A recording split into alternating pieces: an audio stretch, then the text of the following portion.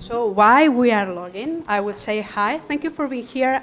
My name is Beatriz. I'm the UXer for Caspar-Health for therapies and clinics. And we wait for Christina. Oops. So, okay. And I'm very happy to be here with my colleague. Hi, I'm Christina, and I'm in charge of the experience for patients at Caspar-Health. So I want to start with a question. Who of you has ever been a physiotherapy patient at any point in their lives? So me too? Yeah, quite many people. Okay, so Caspar is a solution, a digital solution for prevention and rehabilitation in physiotherapy. And we want to help increase the capacity of healthcare institutions, meaning rehabilitation clinics, by supporting the therapists in improving the quality of their treatment. Excuse me, could you please speak into your mic? Really? Is it too? Oh, okay. Okay, so we work directly with clinics, and we treat patients inside clinics, but also remotely when they're back home after a stay in a clinic, and also before in a prevention program or before operations. So, but Caspar is more than just physiotherapy. So we do provide a therapy plan to patients, a personalized therapy plan, but also we provide counseling from a therapist who is in charge of that patient. And also patients can watch seminars about topics related to their condition, get nutrition tips and cooking recipes and meditation exercises and much more. So yeah, exciting times when Beatriz and me joined Caspar. Caspar 1.0 was already in use in clinics, and the therapists and patients working with it already on a daily basis.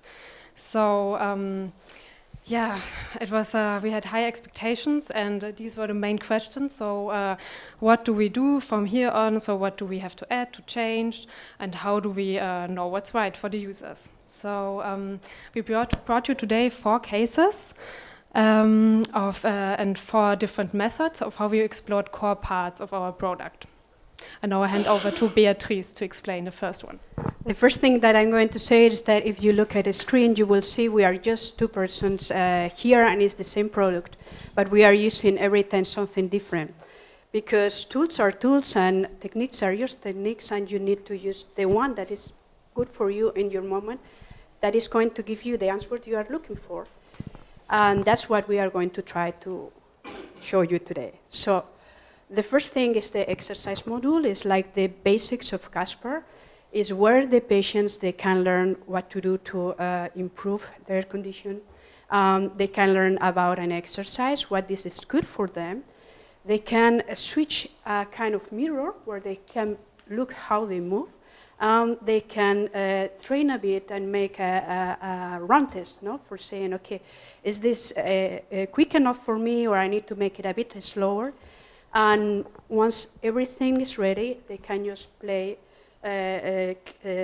Click play and say, okay, let's start to exercise. There's a countdown, and everything is synchronized, and the system should count for them in the way that they can concentrate in what they are doing. So this is what we have now, but how we came there. For coming there, I was using Origami Studio for creating the full experience, even not having anything developed yet. I'm going to explain you later what's origami and why I choose that. But well, indeed, I explain it here. I choose origami because I wanted to have a functional prototype running on computers and devices. That's where Caspar is needed to run. We wanted to have the real-time camera feed. That was going to allow Caspar indeed to test a featureful experience before to need to develop anything, and it was like a base to get answers on feasibility and therapeutical assumptions. So origami is a prototyping tool that you need to code a bit. The coding is visual, and you have like modules or nodes that they are a kind of boxes where you can put input and output. No, they are connected by cables. The prototype I built was something similar like this. it looks complex, but it's not complex at all. Indeed, I did a new prototype. I didn't knew origami before. I was listening about that, and I could learn and build that in just 2 days. So 1 day for learning, and the other day for indeed building it. The fact is that I'm going to show you a bit how it runs. No, you can have like a loop running at the same time that you have the camera feed, and you can a bit model how the countdown is going to be, etc. This prototype allowed me also like to change the speed of the video, etc. That was a kind of toy for us for being able to change things and to get some answers. So this is a kind of, let's see, it's like it will be a wireframe that's working, okay? But since this, I'm going to stop it, okay. Since that it was like when we started in Caspar 1.0, now we are in Caspar 3.0, and things changed a bit, iterations, and this is like how it looks right now. That was a bit like the first case, and it was like something that looks a bit complex, but is indeed at the end not so much complex, and it was helping us to get the answers we needed. The next part of our product is the therapy plan. This is just 2 words, but it's a very complex part of the product and the biggest part of the product indeed. And for being able to make our journey to get what we have now in Caspar 3.0, indeed, I just decided to have the humblest way of going through.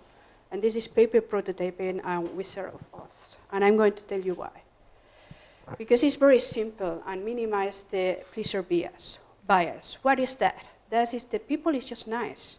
And when you ask them questions, they just think, okay, she was working yesterday till 12, or even perhaps they don't know you was making this prototype, but the people is just nice. They don't really want to give a bad feedback. Even if we say to them, no feedback is bad feedback, we need it, no? Then helps to focus in high-level concepts, because we wanted indeed, the big step to do here, it was like to be inspired in real world. We wanted to produce something that could be used seamless in the clinics with therapists, because they have been doing this job since always and iterating and making it better and better. And we didn't want to just impose something, but to make something that it seems like very natural for them to get used, okay? And then the third thing is because it's something tangible and playful. And when we touch things and when we move our hands, indeed, we are also thinking and we are understanding in a better way that if it's just something visual. Paper prototype can be something as simple as this, and indeed it's better if it's just looking like cheap and simple. And this was, for example, the first concept, not really the first, the second concept for the therapy week. Therapy weeks are funny weeks because they are not the weeks that we are used to think of. So a normal week goes from Monday to Sunday. A therapy week starts when the patient comes. That can be perhaps in Sunday, and then it's ending in Saturday. That makes things a bit difficult. Well, here we see a bit how we can build a paper prototype. The best is if it's very, very humble, as I said. And what I used to do is like to staple in the back of the elements some sticky notes, and like this, I'm sure the things are sticking in place. Screen can be something so easy as this. This is a part of a therapy plan, and it's when you are starting. We wanted to make visible just the elements that you need in every moment for helping the therapist to concentrate in the single steps and not to have like a lot of visual burden. And here, for example, we are seeing like an empty state, and these elements here are simply input fields that they are required. That's why they are green. For making a paper prototype, then you need to also make the single states of every element. And what is Wizard of Oz? I don't know if you read that before, but it was paper prototype and Wizard of Oz. Well, when you make this, you have one person that's simulating is the computer. So, for example, for testing this, I could say, Christina, okay, tell me how you will add a title. And you go with your finger, you go there, and perhaps by hovering, I will change this element by something else. And like this, you can a bit like experience how is the supposed flower. So and give your feedback about that. As said, the therapy plan is a big group of a lot of different features. So here I can show you all of them. But what I can say to you is that after many workshops for every single feature that is inside that, what we like it to do indeed is then to let hang the prototypes that we were using in the walls, because they still been usable if questions show up, or if you need to make like conversations further with developers, so someone has a doubt about something, no? It's something very nice to leave it there for the people just to try and to get more confidence if they are building the right thing or not, or to find out things. Well, this is like how to make something complex out of something really easy that's just paper. The third case for therapists is something very funny, because indeed after all the therapy plan was, we think we have it ready, etc., and I was preparing the designs in InVision for our developers, suddenly I realized that every time I was setting some exercise in our designs, I was making mistakes. I'm going to explain you what is therapy days and calendar days. These are two concepts that therapists they use constantly and they need to use simultaneously. A calendar day is just like the 21 of February, a normal day, and the therapy days will be the 1st, the 2nd, etc. No? Here, when I found that I was making so many mistakes, I thought like, well, if I'm the designer and I'm making mistakes, perhaps there's something here that we need to test. So I decided to make a functional prototype with Framer that allows me to reproduce real-world interactions, because in real-life therapies, they need to take decisions very quickly and they have constant interruptions. And I wanted to see indeed, to simulate this environment and to see, okay, how we can go further, okay? That will allow us to take valuable insights and to try to avoid user slips before releasing, okay? So what I show you here now is the design that we were deciding all together in the former workshops, where indeed the therapy day, this is 23 there, for example, in the architecture it should be like prominent, and the calendar day should have like less prominence, okay? And I built 4 different prototypes. I have 10 users to go through these tests, and the tests were a bit like that. This design was known, but not the other ones. And what I was saying to them is like, okay, take your time to get used to the design and tell me where you think the car is now, which therapy day and which calendar day. Like this, they get a bit used to the design. And then I will ask them to make like real world for them tasks. Like, for example, okay, so now you want indeed to plan this exercise also in the same week, but just in weekends. Or be careful because this day is a bank holiday or whatever. And they will decide where they want to book their exercise. They will click OK, and then the cards will appear somewhere. And I will ask them the same question, but in the other direction. If I start with therapy days, I will ask them for calendar days.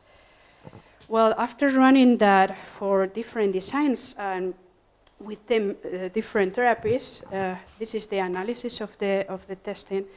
And what I was supposing, indeed, it will get confirmed. If you see the first design, that's the one that we decided it was the best, and indeed the therapists tell us they wanted, it was the one that was producing errors for every single tester, but not one person.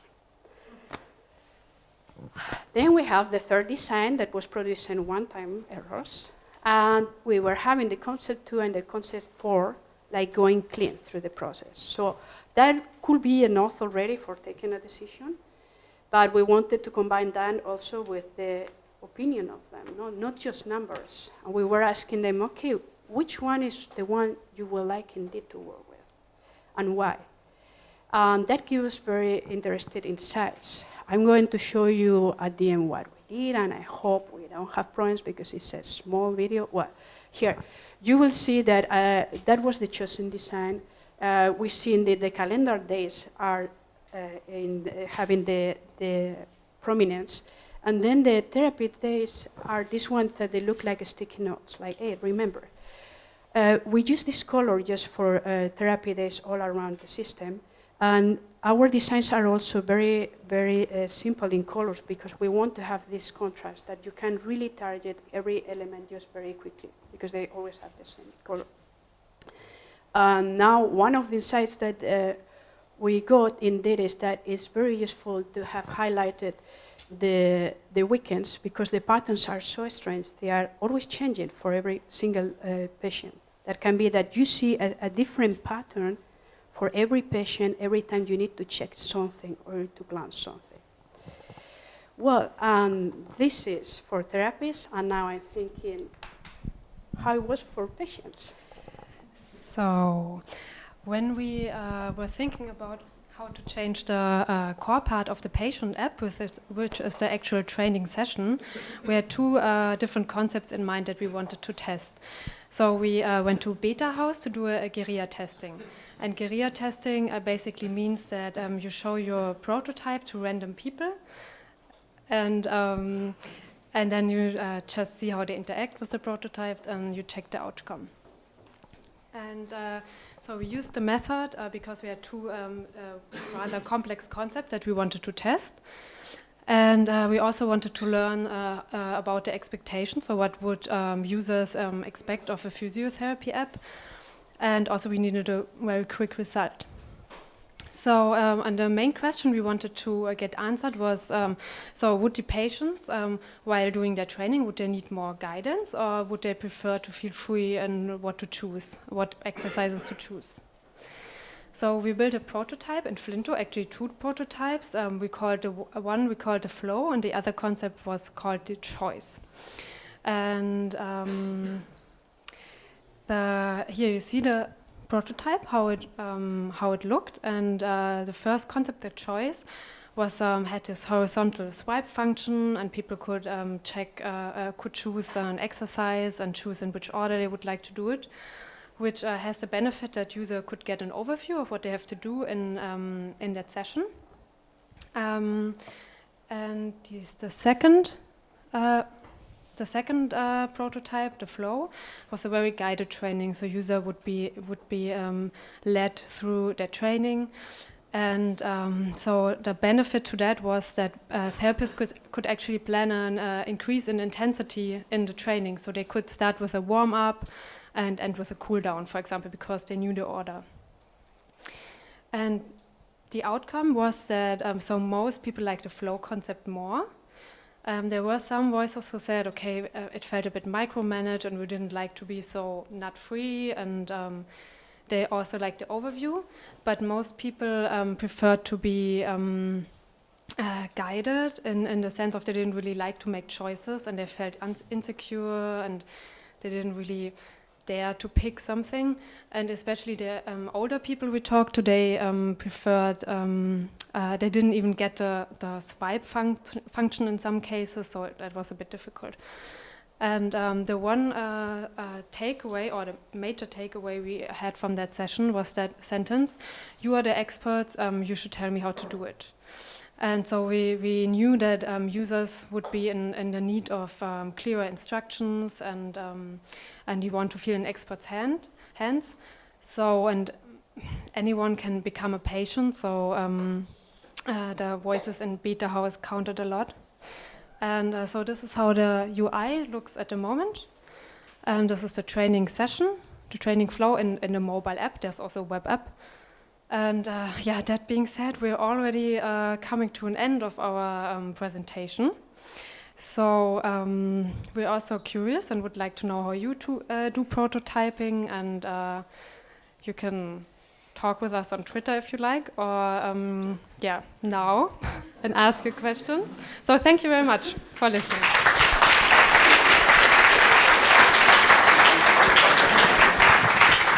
Thanks very much, guys. Yeah, how do you prototype? We've seen, you tried almost every tool, huh? I've seen almost. Some. You yeah. forgot about prot, so Good Patch also has a prototyping tool. Ah. But it's only famous in Japan. No one. Now, are there any questions from the audience? Yeah. So thank you very much, very insightful. So how did you guys, so you talked about finding a solution, but how did you guys do one step before understanding what problem to work on, and how did you prioritize problems? Because I'm sure your app needed, there were a lot of things to improve, but you somehow focused on these things.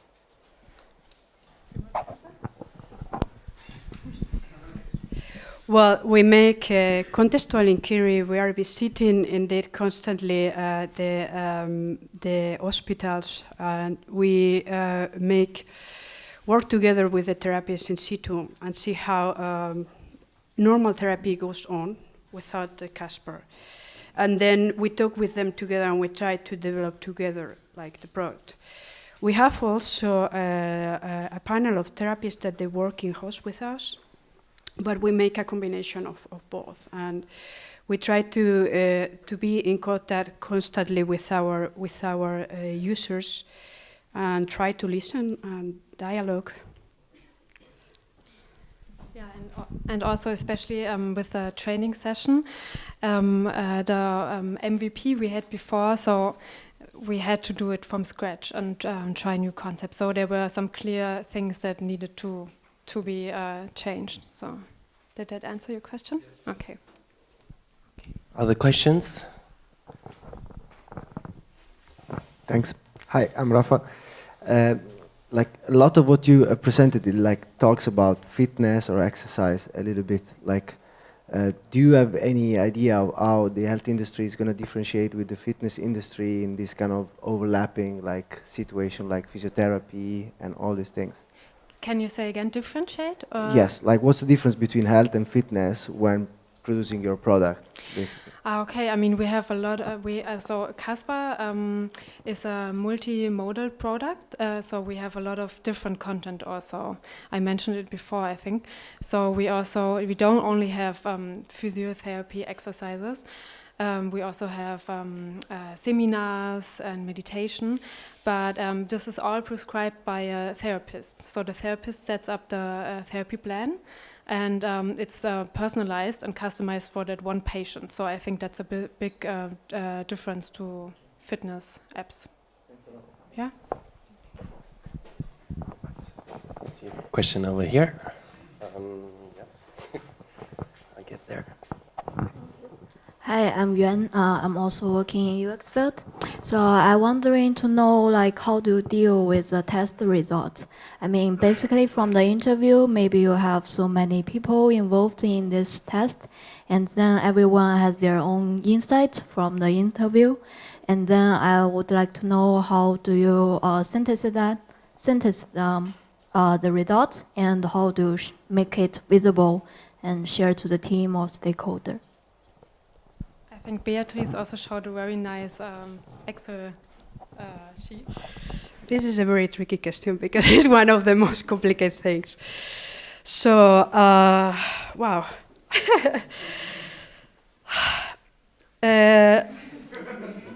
Indeed, one of the things that I tried to do when, for example, if we are making it, is different if you are making contextual inquiry or you are making a test that's in a lab, or that you just go there and you make like, you are looking. No? Normally when we are making testing in lab, what I try to do is to synthesize that in just one slide, when you can have the takeaway like that. And indeed, we posted in Slack in the way that everyone can see that. We have also like a central point that everyone in our company knows. They can go there to see what were the results, and they can also look at the raw material for having a lot of transparency. But in our so in Caspar, we have certain events that they are this breakfast and learn, And we used to talk regularly, different departments, about what's going on to try to have always the feeling of the market in different ways, no? In the feeling of the user, the feeling what's going on in business. Like he was saying, this is very important because indeed you want the whole company to go in the same direction. And just thinking in users, you don't do anything. Just thinking in market, you don't do anything. You need to align. That is when we are making testing, and when we are making contextual inquiry, it's a bit more difficult. Yeah, there are many different opinions, or you can listen a lot, but you need to collect them somehow, and also to try to find clusters and to try to. It's difficult, but. You need to let the people, know. You need to let the things that you are observing or you are taking notes to see the bit. And like what he was saying is very important, this thing of taking time to think, and to think sometimes very abstractly, and to see what's coming back, and to try to find patterns. Sometimes, like everyone, we fail, but well, we just go further. Okay, well, she's closer, so. Hi. I was wondering how big your UX UI team is, and like how is the culture at Caspar for welcoming research and like insights from user research? Beautiful. How big? I think you and me, no? At the beginning, just for, I don't know, 2 months or like this, it was me alone. I'm very happy I have her there. Well, Caspar is a very young company, as I said, and you need to talk a lot and to listen people and talk further and again. And well, we try to bring, indeed the fact is that, for being honest, everyone is interested to know. Everyone is interested to know. They need to go on with these tasks, etc. But everyone is really interested to know, so you just need to talk with them and try to find the way to let them understand what's going on with the users. And also, like, something very nice is to take them, indeed, to visit real world. Do you want to add something? I'm sorry, I'm just taking it. No, I think she said it perfectly well. So, yeah, I think right now, so for the next few months, we will do a lot more of many more visits to clinics and talk with patients and therapists and people who organize the teams, the therapy teams. So yeah, there's a lot of work to do, of course, but yeah, we're excited. And it's only the two of us. One more question here. I can imagine trust is a huge thing. So how do you make sure that your users trust Caspar? That's a really nice question. So are you more interested in the patients or the therapists? Because they're really different user groups, I would say. So I think for patients, so patients need to know that there's a therapist. They're actually working on their therapy plan. So they want to have someone they can communicate with. They want to have someone that is by their side. And so we're really working hard on improving the communication. And so they really know that someone's there. It's not just like fitness app, as someone said. So there's a medical team. We have a lot of physiotherapists also at Caspar, who invest a lot of time in talking with the patients. And on the patient side, I can say that guided flow, for example, is also a part of establishing trust. So we want them to feel in good hands, and yeah, that's basically it. Okay, from the therapy side, indeed, I made to say is a challenge, but therapists are persons that they have, I don't know how to explain it. It's a bit, I'm always perhaps making this simile. The therapists are like the nurses of therapy. There's a doctor that looks you very quickly, and sometimes he's a bit inhuman with you, or you just don't have time. And therapists are the one that they really have the time, because, well, it's their work to be with you and to encourage you, and they make a very human relationship with the patient. They work a lot with hands, that's why they're so good in therapy, and they have this extreme empathy. All that not necessarily fits with technology, but the fact is that I can put an example. Like recently we were visiting one clinic, and they were having a very hard day because someone of the team of therapists got fired that day, and they were feeling really a bit, it was not a good day, let's say. And in the top of that, they needed to learn a new tool, it's Caspar, and well, they have just one chance of doing that. It's something that strengthens them a bit. This what they think. It's not one chance. We are there with them, and we accompany them the whole time. And it was looking like there is a refusal of the product or so. But the thing that's so important is that therapists are there for the patient. When they see the product Caspar working with the patient, and they see the reaction of patients being happy, that when, for example, when they are released to home, before, well, they were making exercises with the therapist, perhaps for 1 week or perhaps for months, but then you come back home and it's very difficult to remember the right way of making something. If you just have, I don't know, like a silent problem, that can be like, okay, but if you just have surgery, or indeed you have a condition that makes you feel stressed, when your therapist is not there, you really don't feel good.